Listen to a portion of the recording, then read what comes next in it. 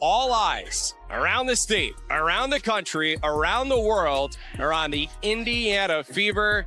And Bria, this is going to be a Caitlin Clark just accomplished something in 41 games that took Diana Taurasi 565 games to achieve. Let that sink in. The rookie to sophomore leap we're witnessing might be unprecedented in professional basketball history. There it is, a triple, while everyone's talking about her triple double. There are actually 11 records from that game that were broken by Clark and the Indiana Fever. I've analyzed every minute of the Fever's demolition of the Chicago Sky, and what I found will leave you speechless. Caitlin Clark's triple-double was just the beginning of a night that changed the WNBA record books forever. If you're rocking with Indiana, comment, "I've got the Fever" down below. Let's go. There it is! A triple.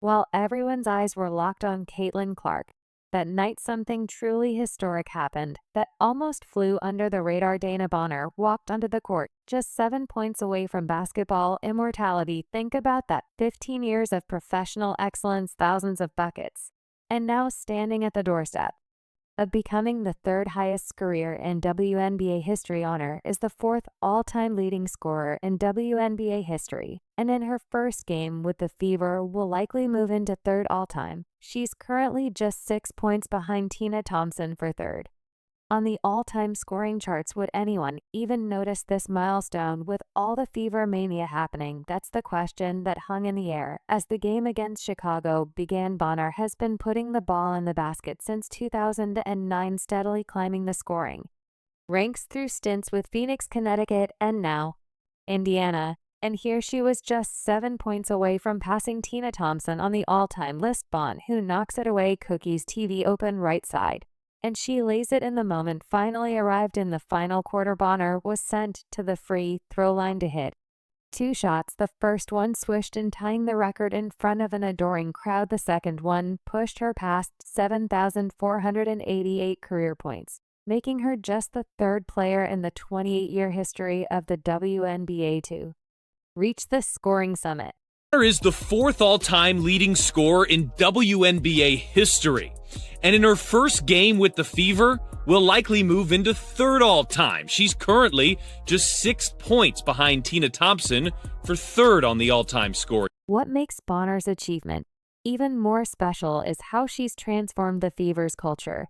This isn't just some aging star chasing personal glory. She's a 6-time All-Star with 2 championships who brings winning DNA to a young roster desperate for guidance. When she speaks in the locker room, players like Clark, Boston, Kelsey Mitchell, and Lexi Hall listen.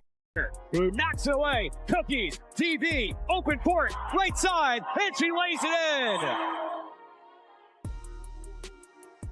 The Indiana crowd gave her a standing ovation when the PA announcer shared the milestone. It proved that even in this era of viral highlights and young superstars, basketball fans still recognize greatness that spans decades. Bonner's climb to become the third all-time leading scorer wasn't just a personal achievement.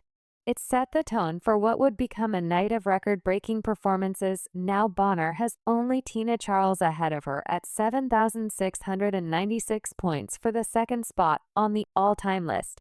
But as impressive as her achievement was, the night was just getting started. Another Fever star was about to remind everyone why Indiana's future looks so frighteningly bright. Remember when people questioned if Aaliyah Boston could truly dominate, especially against fellow South Carolina alum Camila Cardoso, who stands at 6'7"? Those critics got their answer in the most emphatic way possible against the Chicago Sky.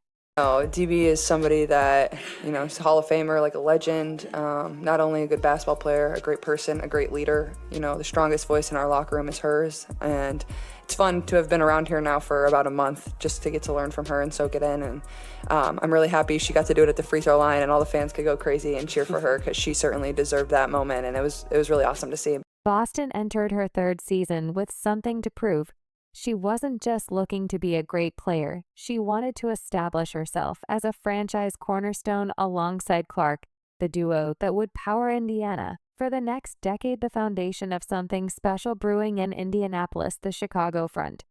Court came in full of themselves. Angel Reese had been talking all week about how she planned to dominate the paint against Boston. Instagram posts, press conferences, even in warm-ups, Reese made it clear she thought she'd own the matchup. Boston's response, a defensive masterclass that left jaws on the floor, 5 blocks that sent Sky players' shots flying into the stands, the kind of rejections that had fans jumping out of their seats and pointing at the scoreboard each time Reese went up for a shot. Boston seemed to be right. They're waiting. Boston's defensive dominance moved her to 6th in blocks in Fever history. Those 13 rebounds weren't just impressive, they were historic. The performance moved Boston to 8th in rebounds in Fever franchise history in just her 3rd season. Think about that. Players have been grabbing boards for the Fever for decades, and Boston is already in the top 10 all-time. The combination of 19 points, 13 rebounds, and 5 blocks put Boston in truly rare air. She became only the 2nd player ever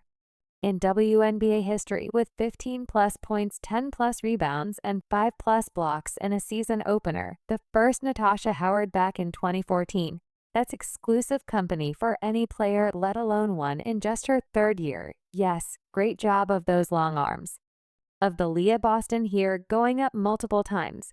And then the Clark to Boston connection showed perfect chemistry all night. Clark kept finding her big for easy buckets, a high-low pass here, a perfectly timed bounce pass there. Meanwhile, Boston kept protecting the rim like it contained state secrets. Every time Chicago thought they had a lane to the basket, Boston slammed the door shut. While Reese did manage 17 rebounds, her offensive game suffered terribly. She shot just 5 for 14 from the field, struggling to score over Boston's perfectly timed contests. The much-hyped matchup turned into a clinic on defensive positioning and timing. Pow, pow, pow. But the most jaw-dropping moment of defensive brilliance came when Boston and another teammate combined for a record that had never been seen before in WNBA opening night history, a partnership that would have scoring wings and guards around the league rethinking their approach to attacking the Indiana defense. What Caitlin Clark did against this guy wasn't just impressive, it was something we've literally never seen in the 28-year history of the WNBA. No one has ever done what she accomplished in that season opener. Not Diana Taurasi, not Sue Bird, not Cheryl Swoops, nobody.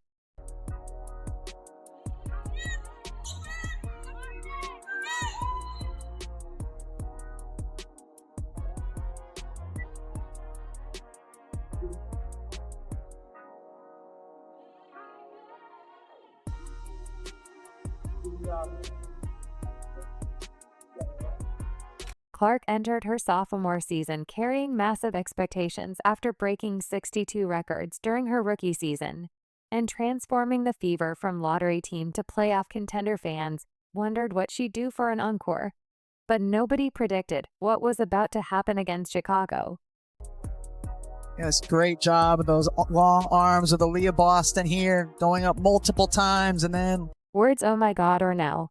You know, early in the game, Clark was already on fire. She hit a logo 3 within the first few minutes, the kind of shot that makes defenders shake their heads. The ball barely touched the net as it went through. That was just the beginning. She played like someone who had spent the entire offseason with one goal: dominate on both ends of the court. Clark started seeing passing lanes nobody else could see, threading needles with passes that seemed impossible. She grabbed rebounds over taller players, out-jumping them with perfect timing, but most surprisingly, she blocked shots like never before.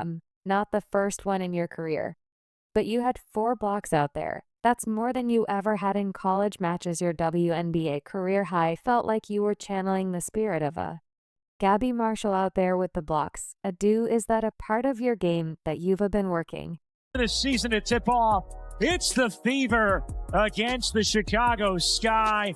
We saw record crowds a season ago, and I'd say they are back and raring to go in 2025. So as the fourth quarter began, anticipation built throughout the arena. Clark needed just 2 assists and 1 rebound for history. The crowd sat on the edge of their seats as she chased the first ever 20-point, 10-rebound, 10-assist triple-double in a season opener every time. She passed the ball, fans held their breath. Every missed shot had them watching to see if she'd grab the board. With just under 5 minutes left, Clark secured her 10th assist on a perfect pass to Aaliyah Boston for a mid-range jumper. The crowd erupted. Then minutes later, she came back to the game to snag her 10th rebound, sending the arena into absolute pandemonium. History had been made, and everyone knew it. Clark's 20-point, 10-rebound, 10-assist performance wasn't just her 3rd career triple-double. It made her number 3 in the all-time triple-double list. She became the fastest player in WNBA history to reach 3 career triple-doubles, needing just 41 games, while also tying Alyssa Thomas for the 2nd most 20-point triple-doubles ever. Indiana Fever faced off against the Chicago Sky in a blowout victory, and I have 3 words. Oh my God. Or now you. But the most mind-blowing stat shows how Clark is rewriting the record books. At warp speed, she now has 9 games with 20-plus points and 10-plus assists, second all-time next to Courtney Vanderloot. What's even more record-breaking is she did this in just 41 games, while Diana Taurasi, also with 9 such games, took 565 games to reach that mark. League Courtney Vanderloot needed 430 games to reach 10 such performances. That's the difference between Clark and everyone else who's played in this league. What takes other players their entire careers to accomplish, she's doing in her first 41 games. She's not just breaking records, she's shattering our understanding of what's possible for a player in professional basketball. Think about this. If Clark maintains even a fraction of this pace, she'll break every meaningful WNBA point, assist, and triple-double record before her. It's all said and done. That's not hyperbole, that's math. First one in your career, but you had 4 blocks out there. That's more than you ever had in college. Matches your WNBA career high. Felt like you were channeling the spirit of Gabby Marshall out there with the blocks. Is that a part of your game that you've been working on the postseason? Are we going to see more blocks out of you as your career rolls on? Needle, what we just witnessed against the Sky isn't just a win. It's the birth of a dynasty that could dominate women's basketball for the next decade. The Fever's 35-point demolition of Chicago represents more than just a regular victory. It showcases what happens when generational talents align at the perfect moment. And this wasn't any ordinary blowout. It represents the 2nd biggest win margin in Indiana Fever history. While skeptics might dismiss this as just one game, the statistical evidence tells a different story about what's actually brewing in Indiana. 11 records broken in a single night isn't a fluke, it's a warning shot to the rest of the league. Not really something you can work on. I don't know. I felt like I had active hands. I had some pokes when our post players were playing good defense, and coaching staff has just challenged me to try to be a better defender every single practice and just getting better in that area. I still feel like there's a lot of room for me to improve.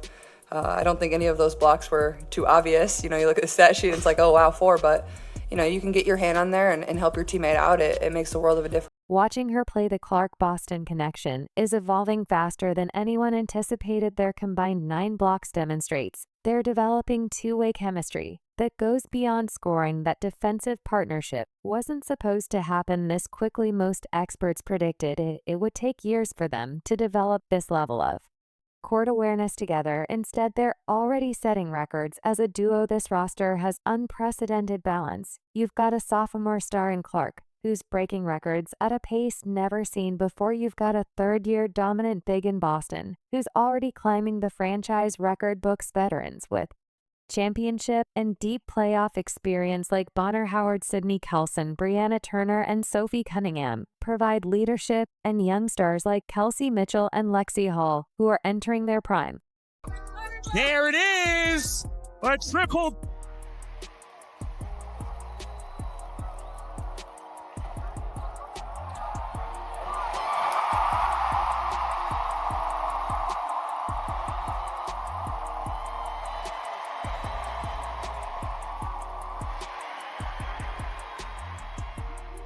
When you look at how quickly this team is gelling, it's hard not to get excited. The spacing is perfect, the defensive rotations are crisp, the ball movement is exceptional. These aren't things young teams typically excel at yet.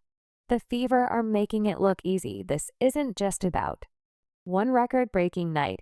It's about witnessing the formation of a team that could redefine WNBA basketball and bring multiple championships to Indiana. We're seeing the basketball equivalent of watching the early Chicago Bulls before their championship runs. You can feel the foundation being laid for something special. The most exciting part, Clark, Boston and this Fever team are just getting started, and the rest of the league should be terrified about what comes next. If they're breaking 11 records in a single night now, what happens when they really hit their stride? What happens when team reaches peak chemistry? This isn't just a good team having a good night.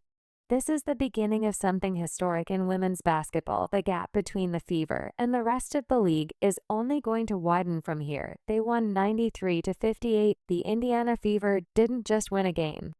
They announced their arrival as a force in women's basketball with a 35-point demolition of the Chicago Sky. That's the second largest margin of victory in franchise history. When a team breaks 11 records in a single night, you're not just watching basketball. You're watching history unfold right before your eyes. And this Fever team might just be getting started. The question isn't if Caitlin Clark, Aaliyah Boston, and the Indiana Fever will break more records this season. The question is how many more they'll shatter before they're done. If you're rocking with Indiana, comment "I've got the Fever" down below, like, subscribe, and turn on all notifications so you never miss out. She just absolutely did it all and became a magnet for attention and an icon for sports fans, certainly little girls, certainly mine as well, playing her basketball and watching her play. Floyd Mayweather visits and trains with Terrence Crawford ahead of Crawford's upcoming fight with Canelo Alvarez. Floyd praises Crawford's skills and dedication, calling him the #1 pound-for-pound champion in boxing. Their intense training sessions show mutual respect and Mayweather's confidence in Crawford's ability to dominate the super fight. Right now, in your opinion, who's The regular season is here, and we have no more time for flirting, folks. We have no more time. It's time to get serious about our business. And Caitlin Clark handled her business game 1. 20, 10, and 10. 20, 10, and 10. Caitlin Clark and the Indiana Fever, what did the kids say? Belt to ass? Oh yeah. La cucaracha, la cucaracha. Indiana Fever destroy, obliterate, run out of the gym the Chicago Sky. 93-50. When that final buzzer sounded and the scoreboard showed a 35-point blowout, social media absolutely exploded. Fans couldn't believe what they just witnessed. The Fever didn't just win, they demolished the Sky in every possible way. Twitter flooded with clips of Clark's no passes that seemed impossible, and Boston's blocks that sent Sky players' shots into the third row. The contrast was striking. While Fever fans celebrated a historic night, Sky supporters who expected Angel Reese to make some kind of statement sat in stunned silence. The supposed rivalry turned into a one-sided beatdown that nobody saw coming. Won 93-58. When that final buzzer sounded and the scoreboard showed a 35-point blowout, social media absolutely exploded. Fans couldn't believe what they just witnessed. The Fever didn't just win, they demolished the Sky in every possible way. Twitter flooded with clips of Clark's no passes that seemed impossible, and Boston's blocks that sent Sky players' shots into the third row. The contrast was striking. While Fever fans celebrated a historic night, Sky supporters who expected Angel Reese to make some kind of statement sat in stunned silence. The supposed rivalry turned into a one-sided beatdown that nobody saw coming. Clark's post-game press conference showed exactly why fans love her. No trash talk, no fuel for the rivalry narrative that others try to create. Instead, she focused on what actually mattered. "I thought we were disruptive," she said, highlighting the team's defensive improvements.